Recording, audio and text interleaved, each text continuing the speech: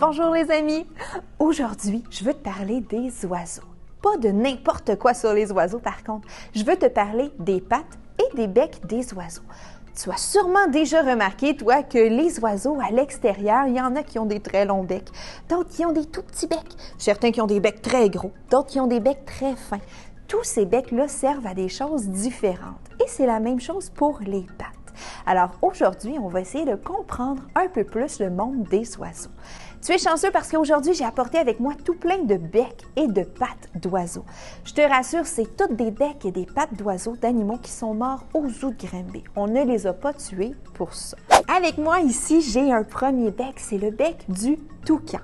Le toucan, lui, va se servir de son long bec pour pouvoir briser des noix et ensuite les manger. Le long bec du toucan, il est aussi très pointu au bout. Il est capable de saisir des tout petits objets, des toutes petites portions de nourriture qu'il peut amener dans sa bouche. J'ai aussi un bec de perroquet. C'est un peu la même chose pour le perroquet. Regarde comme son bec, il est long et qu'il est pointu. Son bec, il est parfait pour pouvoir casser des noix. Alors lui, si le perroquet, il essayait de croquer notre doigt, ça ferait probablement très, très mal. J'en ai un ici, par contre, qui nous fera pas trop mal s'il essaie de pincer notre doigt. C'est le bec du martin pêcheur. Le martin pêcheur, lui, comme son nom l'indique, il va pêcher les poissons qu'il va manger.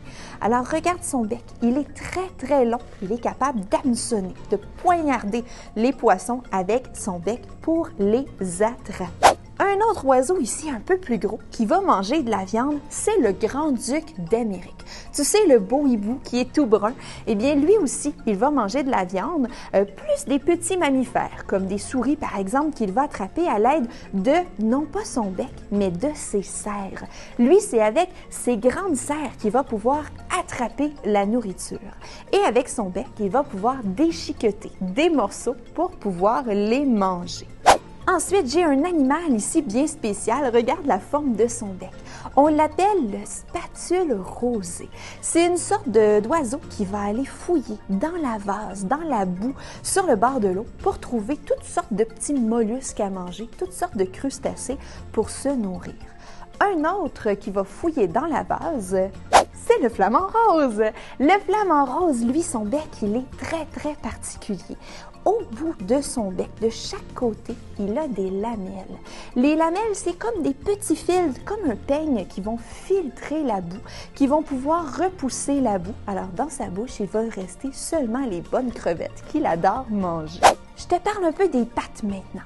Les pattes des oiseaux, elles servent à tout plein de choses. Je t'ai déjà parlé tout à l'heure des oiseaux de proie, comme le grand-duc d'Amérique, qui va se servir de ses grandes serres pour chasser.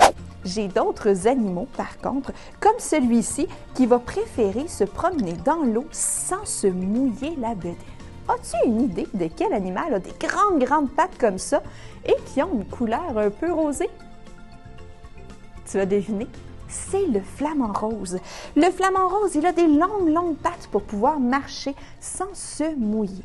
Et si tu regardes entre les doigts du flamant rose, il y a des palmures, de la peau qui relie chacun des orteils pour lui permettre de nager un peu. J'en ai une autre ici, une patte qui est palmée. Regarde entre les orteils, regarde comme le pied, il est grand. C'est un oiseau qui nage vraiment très bien, celui-là. Est-ce que tu as deviné? C'est le cousin du canard, le cygne. Le cygne, avec son long cou, lui, va passer beaucoup de temps à nager dans l'eau et il nage très bien avec ses pattes.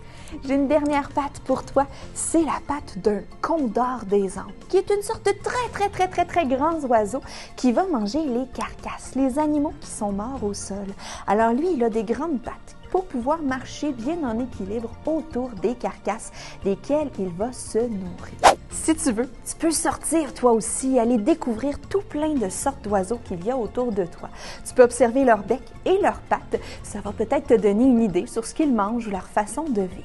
D'ici là, j'espère que tu en as appris beaucoup aujourd'hui sur les becs et les oiseaux. À la prochaine!